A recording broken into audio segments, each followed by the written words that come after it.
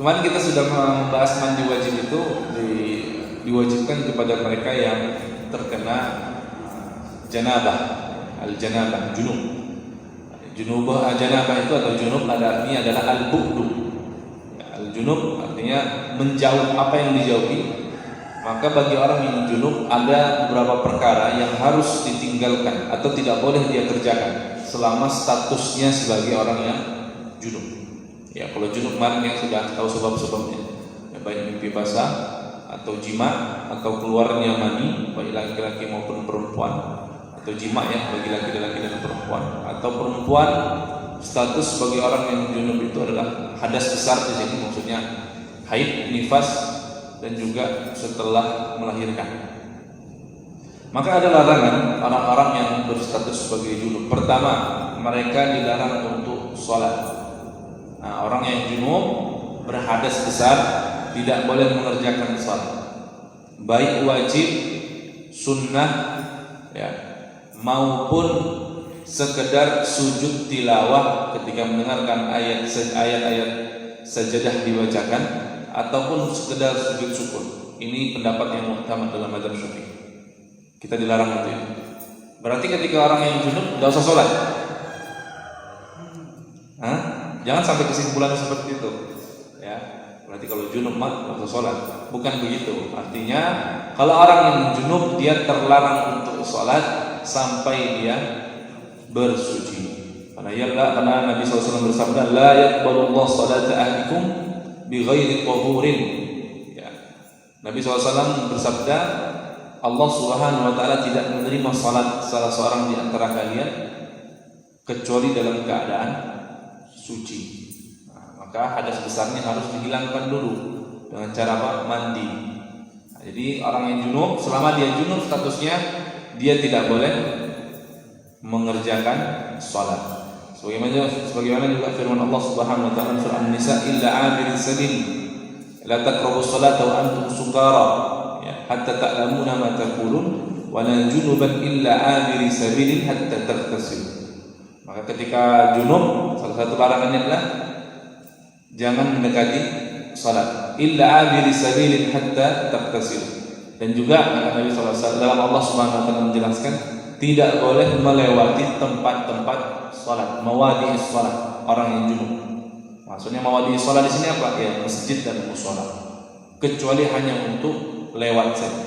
Maka mafhum mukhalafah dari ayat ini para ulama adalah jika melewati tempat salat saja itu dilarang, ataupun berdiam di tempat salat itu dilarang, maka mengerjakan salat larangannya lebih keras.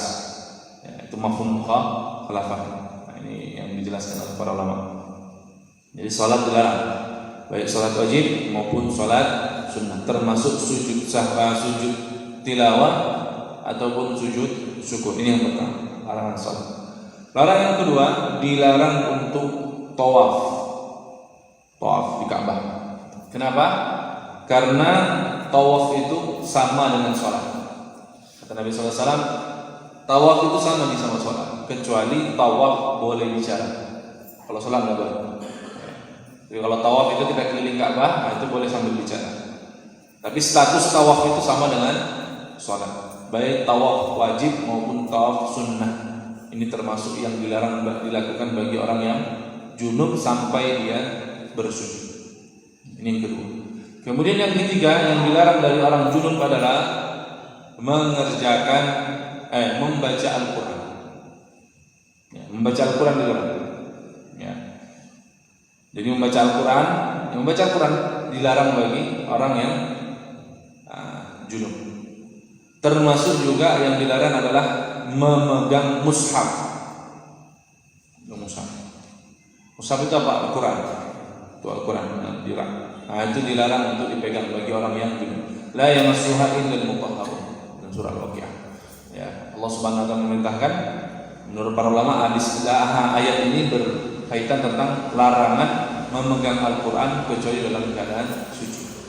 Ya, termasuk membawanya, memegangnya saja terlarang, apalagi membawanya atau menenteng. Ini termasuk larangan karena memegang saja meskipun sebentar itu terlarang. Maka hukumnya adalah haram. Di orang yang junub memegang berarti dia berdosa. Terlebih lagi membawanya, termasuk tadi membacanya. Tapi dalam hadis Nabi dijelaskan yang boleh bagaimana? Ya, yang boleh adalah apakah orang boleh membaca Al-Quran sambil melihat kepada mushaf, melihat kepada Quran, tapi tidak dilafadzkan, cuma dalam hati. Kalau cuma dalam hati boleh, selama tidak terlafadzkan.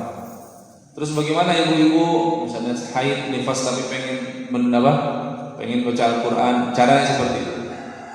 Tanpa memegang mushaf dengan perantara mungkin penunjuk Al-Quran, kemudian tetap melihat Al-Quran tanpa dilafadzkan, cukup dibaca dalam hati. Ataupun dengan solusi kedua, cukup mendengarkan Al-Quran, karena mendengarkan Al-Quran dengan baik-baik termasuk juga mendatangkan pahala. Wa idza quri'a Al-Quran wa ansitu fasma'u la'allakum turhamun. Diam, dengarkan, maka itu mendatangkan rahmat. Nah, jadi solusi bagi ibu-ibu yang haid atau yang sedang nifas, solusinya seperti itu. Pengen sekali mau Ustaz baca Al-Quran tapi haid, maka solusinya seperti itu. Tidak dipegang Al-Qurannya, dilihat tapi tidak dilafadzkan, dibaca dalam hati. Karena kalau dilafadzkan termasuk masuk dalam larangan membaca Al-Quran bagi orang yang junub. Memegangnya enggak boleh. Tapi kalau misalnya membuka buku-buku yang ada Al-Qurannya, apakah boleh? Boleh, kalau cuma sekadar ada ayat Al-Quran. Contoh seperti kitab tafsir, ya kitab tafsir, di mana jumlah perkataan selain Al-Quran lebih banyak dibandingkan Al-Quran. Jadi kalau kita buka kitab tafsir kan, Bismillahirrahmanirrahim, nanti dijelaskan Allah. Nah, kalau kitab tafsir meskipun isinya Al-Quran, tapi kandungan perkataan selain Al-Quran lebih dominan dibandingkan Al-Quran itu sendiri. Kalau tafsirnya ringkas-ringkas bagaimana beberapa Al-Quran, cuma tipis-tipis saja di pinggir-pinggir saja. Jika jumlah ayat Al-Quran lebih banyak daripada perkataan yang ada dalam situ, maka tetap dilarang. Nah, ini berarti tafsir-tafsir yang agak tebal, ya, agak tebal. Maka itu tidak termasuk larangan memegang Al-Quran. Kenapa? Kitabnya namanya sudah bukan Al-Quran lagi, tapi sudah menjadi kitab tafsir, dan itu sudah berbeda judulnya. Kecuali berzikir kepada Allah. Nah, ini juga solusi yang ketiga. Yang junub atau yang sedang berhadas besar, kalau bapak-bapak nggak mungkin ya. Karena ketika junub segera langsung mandi. Tapi ibu-ibu mungkin dalam keadaan haid, nifas, maka solusinya agar tetap mendapatkan pahala adalah dengan berzikir kepada Allah Subhanahu wa taala. Subhanallah, alhamdulillah, wa la ilaha illallah, wallahu akbar, astaghfirullah, ya la ilaha illallah, hasbiyallah, la haula wala quwwata illa billah, dan Allahumma shalli ala Muhammad. Nah, zikir-zikir seperti ini bagi orang yang junub dibolehkan. Atau berzikir dengan ayat-ayat yang ada di dalam Al-Quran, potongan-potongan ayat yang ada di dalam Al-Quran. Rabbana atina fid dunya hasanah wa fil akhirati hasanah wa qina adzabannar. La ilaha illa anta subhanaka inni kuntu minadh dhalimin. Rabbana zalamna anfusana wa illam taghfir lana wa tarhamna lanakunanna minal khasirin. Ini potongan-potongan yang ada di dalam Al-Quran. Tapi diniatkan dengan untuk berzikir. Jika diniatkan untuk berzikir maka boleh. Tapi kalau diniatkan untuk membaca Al-Quran maka tidak boleh. Nah, ini yang dinilai dengan niat. Ya, jadi ini penting ya. Nah, tadi salat, tawaf, membaca Al-Quran, kemudian berdiam diri di masjid. Nah, ini terlarang bagi orang yang statusnya sebagai junub. Misalnya laki-laki habis junub, belum mandi, ada undangan pengajian, maka tidak boleh datang kecuali setelah mandi dulu. Karena al-makthu fil masjid haramun lil junub. Karena berdiam diri di masjid bagi yang junub hukumnya haram, kecuali sekedar lewat, nggak boleh lewat. Sebagaimana tadi ayat yang disebutkan dalam surah An-Nisa, ila abir sabil, kecuali sekedar apa? Lewat. Tapi kalau menetap diam, ini termasuk yang dilarang bagi orang yang junub. Ini yang dilarang bagi orang-orang yang junub. Kemudian kalau orang junub boleh tidur enggak? Boleh enggak? Boleh. Ya. Hukum orang yang junub tidur hukumnya makruh. Makruh berarti apa? Dikerjakan tidak mengapa, ditinggalkan berpahala. Kenapa makruh? Makruh tanpa berwudu. Jadi bagi orang yang junub kalau mau tidur disunnahkan untuk berwudu terlebih dahulu. Ya. Maka hadis dari Umar bin Khattab radhiyallahu anhu, ya Rasulullah, ayarqud ahaduna wa huwa junub? Apakah kami boleh tidur kalau kami sedang junub? Kata Nabi sallallahu alaihi wasallam. Ya. Kata Umar bin Khattab bertanya. Maka kata Nabi sallallahu alaihi wasallam, kalau mau tidur salah seorang di antara kalian hendaklah dia berwudu. Nah, maka wudu bagi orang yang junub mungkin malam ya, gelap dingin airnya, mengantuk juga, maka disunnahkan cukup berwudu, mandinya besok pagi. Ya, tapi kalau mau mandi langsung lebih baik. Ya. Agar apa? Agar kita tidur tetap statusnya sebagai orang yang sudah bersuci, ya, sedang bersuci. Meskipun dalam hadas besar, ya, ini jadi salah satu sunnahnya. Agar kalau siapa tahu ada yang meninggal ketika tidur, dia dicabut nyawanya oleh Allah Subhanahu Wa Taala, statusnya sebagai apa? Orang yang sudah dalam keadaan berwudu, meskipun tidak suci ya, tidak suci. Karena apa? Karena wudu tidak mengangkat hadas besar. Ini dia. Kemudian juga disunnahkan berwudu bagi orang yang mengulangi jima. Habis jima selesai mau diulangi, ya mungkin kedua, ketiga, keempat, maka disunnahkan untuk berwudu kembali. Ya, berwudu kembali. Itu disunnahkan. Nabi SAW itu beberapa kali mencontohkan mencontohkan kalau orang yang mau mengulang i'adatul jima, mengulang jimanya, ya, maka dia disunnahkan berwudu. Tapi kalau mau mandi lagi bagus, ya, mandi terlebih dahulu bagus. Karena ternyata ada manfaatnya secara klinis. Karena orang yang sudah ejakulasi, maka seluruh sel saraf yang ada di badannya itu langsung kendur, lemes. Maka dengan mandi ini itu akan mengaktifkan kembali saraf-saraf, kembali segar, kuat, ya, kembali baiklah. Maka ini disunahkan oleh Nabi SAW. Maka dari itu para jemaah yang semoga Allah muliakan, Islam ini mengajarkan tentang kebersihan mandi ini sudah 14 abad yang lalu. Coba kita bayangkan ya, syariat tentang mandi ini diturunkan kepada Nabi SAW di tengah suasana padang pasir yang kesulitan air. Ya. Kalau kewajiban mandi itu mungkin diturunkan di Indonesia, kita nggak akan kesulitan berpikir, kita gampang dimandi air banyak. Tapi bayangkan ya, syariat mandi ini diturunkan kepada Nabi kita di tengah suasana padang pasir yang air itu sulit, ya, sulit. Maka sebenarnya mandi ini itulah Islam ya. Allah Subhanahu Wa Taala memerintahkan kita menjaga kebersihan tubuh kita, ya, menjaga kebersihan badan kita, menjaga aroma wangi kita. Karena orang-orang di luar Islam Pak, di Eropa mereka itu baru belajar mandi itu nanti setelah abad pertengahan, baru rajin mandi. Ya. Sebelumnya malas mandi. Bahkan Ratu Prancis dalam sebuah jurnal yang saya baca, dalam jurnal tentang mandi yang ditulis oleh Profesor Dr. Roger Serjani, beliau menyebutkan ada seorang putri dari Prancis itu mandi selama hidupnya cuma 2 kali saja. Cuma 2 kali saja. Mandi pertama ketika dibaptis, mandi kedua ketika akan menikah. 2 kali seumur hidup. Ya. Sedangkan dalam Islam ini minimal mandi sepekan 1 kali, minimal. Ya. Tentu kita akan sulit memahami mandi 1 pekan sekali kalau konteksnya Indonesia. Karena Indonesia itu negara tropis, tingkat kelembapan udaranya tinggi. Dimana kalau kita 1 hari nggak mandi saja, asam di badan. Beda dengan negara-negara subtropis atau cuaca yang mungkin seperti di Arab, di Eropa, ya. Mereka mandi sekian hari sekali nggak masalah, 2 hari sekali, 3 hari sekali. Kenapa? Karena tingkat kelembapan udaranya berbeda dengan kita. Maka mereka parfum lebih dominan dibandingkan harus mandi. Bagaimana di Arab itu Pak ya? Saya kan beberapa menemani maksudnya. Ketika datang ke Indonesia, tidak lebih panas di Indonesia, tapi kenapa lebih gerah? Mudah berkeringat saya di Indonesia. Padahal di Arab Saudi katanya tidak sampai seperti ini saya. Tidak apa panas tapi tidak membuat apa berkeringat.